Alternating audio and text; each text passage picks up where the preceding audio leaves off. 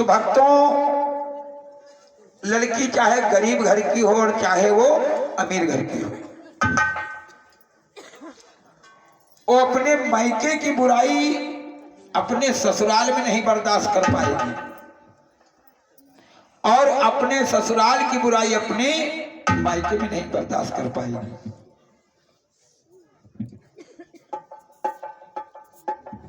आज सती जी जहां तक अपना अपमान हुआ तो उसको बर्दाश्त कर लिया। भाई बहुत जने ताना दिए लागत हैं, बिटिया अगर शादी कर दी हो तो बहुत जने ताना दिए लागत, कहा तोर बाप का दी संकार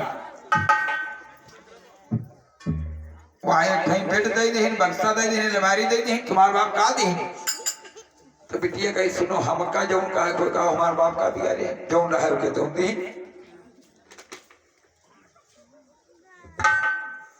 तो इस प्रकार से जहां तक मैया सती का अपना अपमान हुआ तो उसको बर्दाश्त कर लिया, लेकिन जब भोले बाबा का अपमान हुआ तो मैया सती से बर्दाश्त नहीं हुआ। और जब उनसे बर्दाश्त नहीं हुआ, देखा कि यहां पर भोले बाबा का अपमान किया गया, तो अग्नि को साक्षी मान करके और ये वरदान मांगा, सूर्य देव को साक्षी मान करके, पवन देव को साक्षी मान करके, सभी देवताओं का साक्षी मान करके ये कहा कि हमारे स्वामी भोले बाबा का इस यज्ञ में अपमान किया गया और मैं यही चाहती हूं कि मैं जब जब इस पृथ्वी पर जन्म लूं तो यदि पति हमको मिले तो मेरे भोले बाबा ही हमको पति रूप में मिले। जब भी मैं इस पृथ्वी पर जन्म लूं तो भोले शंकर ही हमारे पति हो। इतना कह करके मैया सती उसी हवन यज्ञ स्थल में जाकर के कूद गई।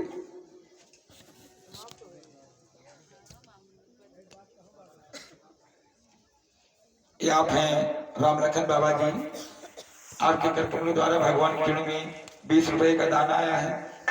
प्रभु सदैव अन्न और धन से भंडार संतुलित रखे। बोले सच्चिदानंद भगवान की जय हो। इस प्रकार से मैया वहीं पर सती हो गई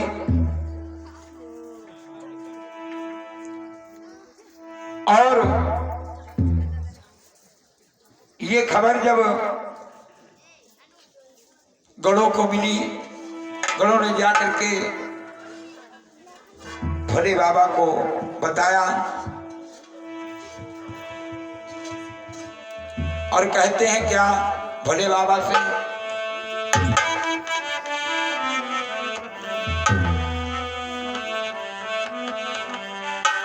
कि अब क्या सोचो त्रिपुरारी, मैया गई स्वर्ग सिधारी। अब क्या सोचो त्रिपुरारी, मैया गई स्वर्ग सिधारी।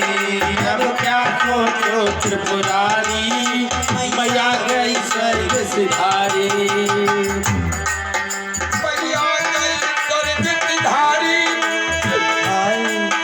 मैया गई स्वर्ग सिधारी, मैया गई स्वर्ग सिधारी रे। अब क्या सोचो त्रिपुरारी जी, मैया गई स्वर्ग सिधारी रे। अब क्या सोचो त्रिपुरारी, मैया गई स्वर्ग सिधारी। अब क्या सोचो त्रिपुरारी, मैया गई स्वर्ग सिधारी।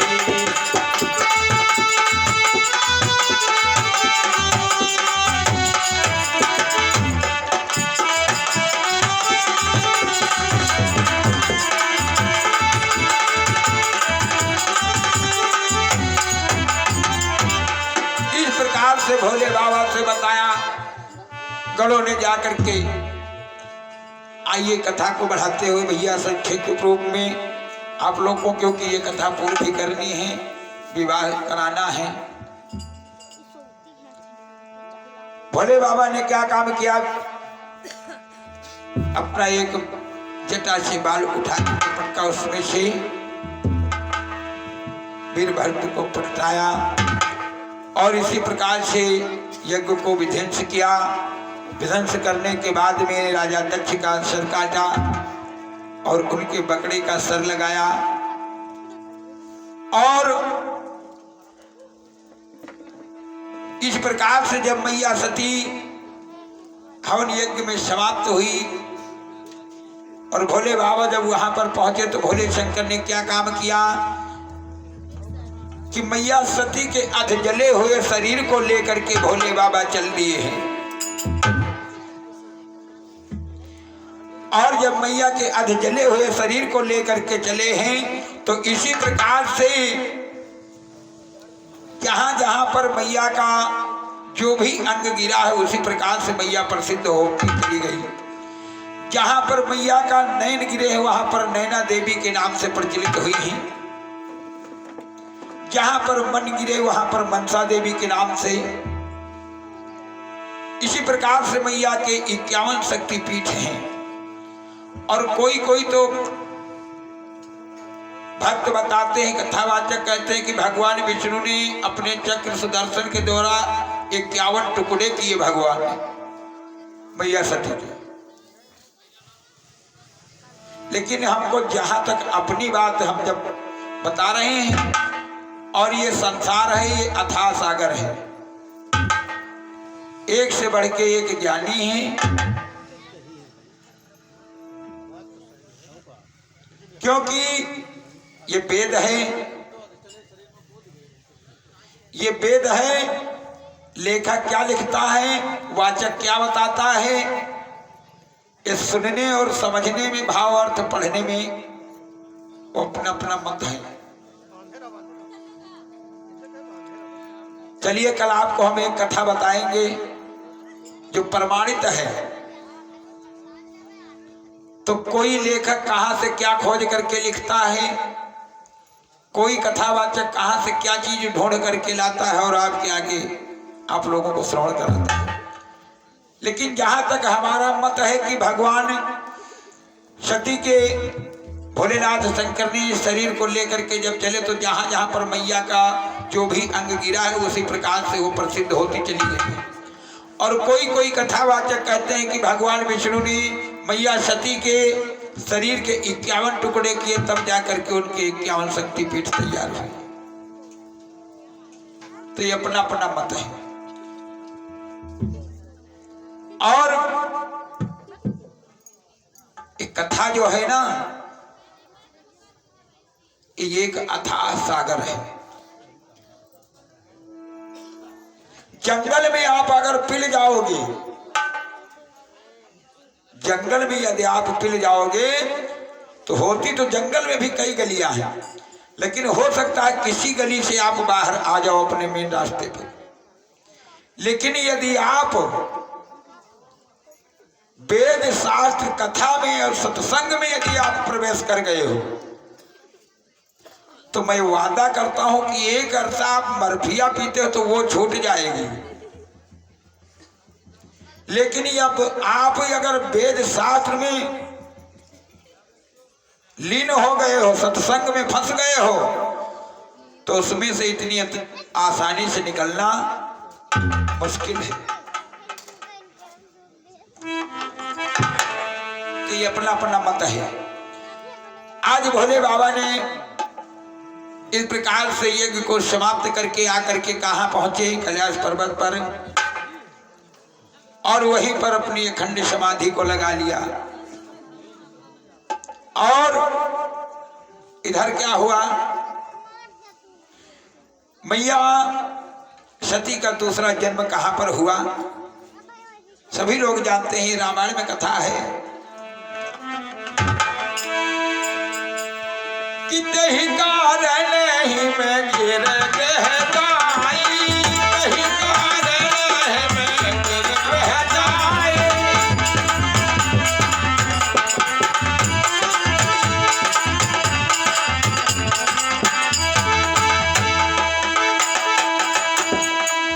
तही कारण ही में गिर गहराई, तही कारण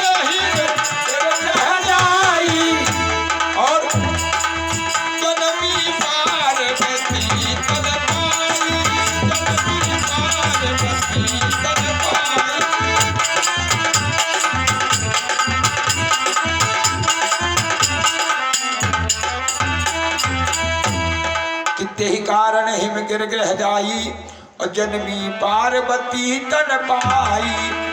इनका दूसरा जन्म कहां पर हुआ? राजा हिमांचल के यहां पर, रानी मैना के यहां और राजा हिमांचल के यहां पर। जब वहां पर इनका जन्म हुआ तो इनका दूसरा नाम पड़ा पार्वती।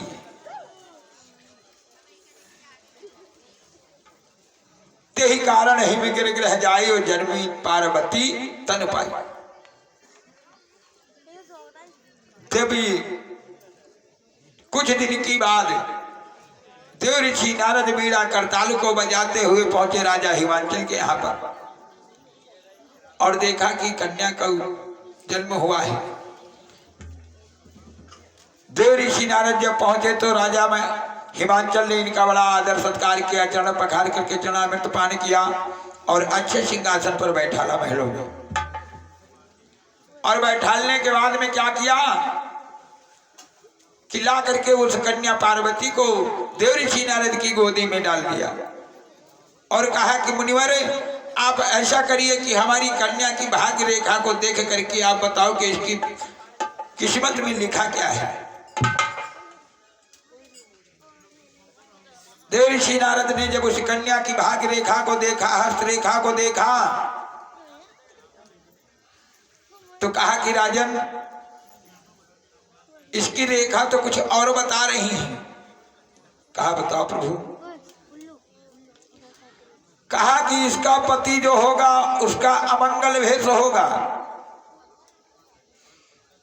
बड़ी बड़ी जटाजूट होंगे, रहने के लिए घर नहीं होगा, भूत पिशाचों की जमात होगी इनके साथ में जो इनका पति होगा।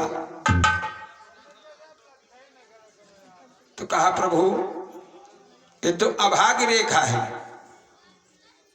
कहा हाँ अभाग्य रेखा तो है राजन, लेकिन अभाग्य रेखा ये भाग्य में बदल जाएगी। चाहे जितनी बड़ी भयंकर बीमारी हो जाए, लेकिन ऐसा नहीं है कि कोई बीमारी का इलाज न हो। हाँ ये कोई बीमारी नहीं रहा, लेकिन अब गवर्नमेंट वो के ऊपर ध्यान की है, कैंसर की दवा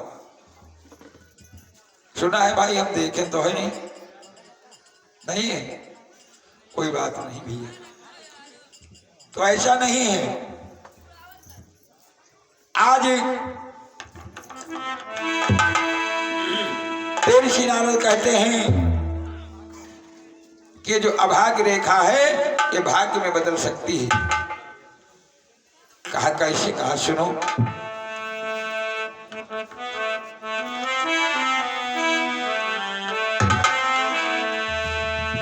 कि जब तप करई कुमार तुम्हारी, तप करई कुमार तुम्हारी,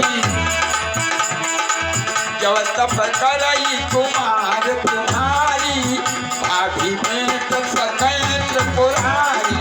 जब तप करई कुमार तुम्हारी, भाभी में सकेंद्र पुरारी।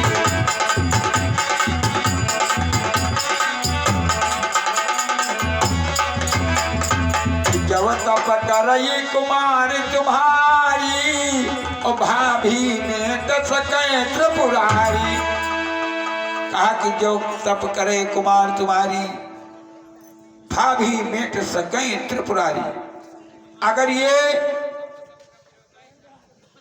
तपस्या करें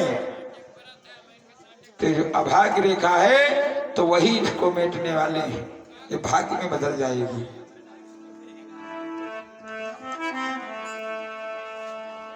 और इधर क्या हुआ? इधर एक तारक पिशाच था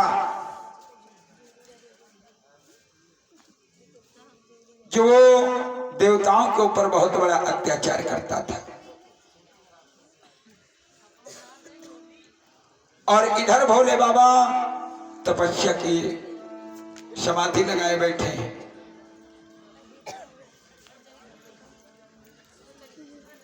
और उधर तारक पिशाच जो है देवताओं को बहुत कष्ट देता है। अब देवता लोग अपने मन में विचार करते हैं कि इसको किस प्रकार से इसका वध हो। भगवान विष्णु का ध्यान किया देवताओं ने, तो कहा देखो इसका वध ही इसी प्रकार से होगा कि यदि भोलेनाथ के शंकर से वीर प्रताप से जो पुत्र पैदा होगा उसी के हाथ इसका वध होगा। तो कहा भोलेनाथ शंकर तो तपस्या में लीन है, जब तक इनकी शादी नहीं होगी पुत्र नहीं होगा तब तक कहाँ यू अत्याचार चला करेगा।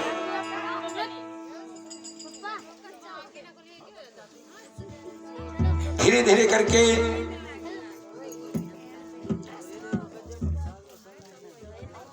बस 10 मिनट रुक जाओ बनिया, चाची हो रही रुक जाओ 10 मिनट बस।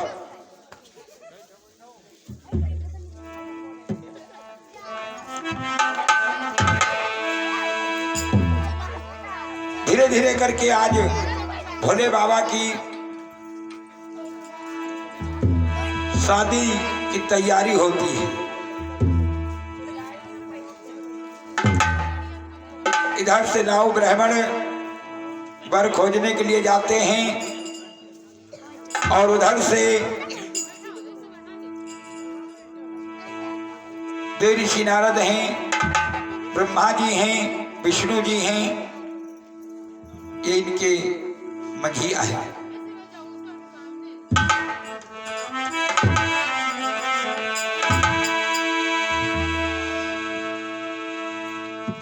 और इधर पार्वती जी भी जंगल को जाती हैं, भगवान की तपस्या करती हैं कि हमको यदि पति मिले तो भोलेनाथ शंकर ही मिले। काफी दिनों तक तप किया,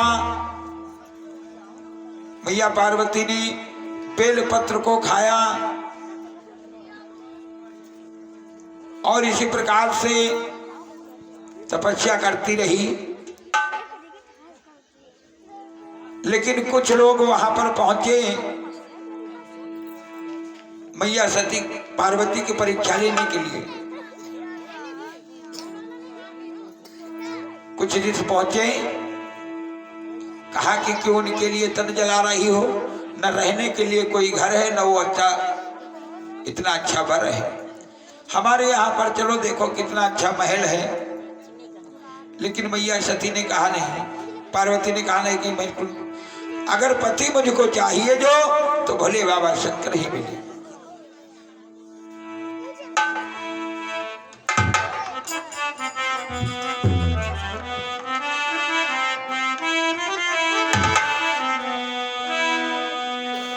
यदि मुझको पति जो मिल जाए, यदि मुझको पति जो मिल जाए तो अपना भाग्य समझती हूँ। यदि मुझको पति जो मिल जाए तो अपना भाग्य समझती हूँ।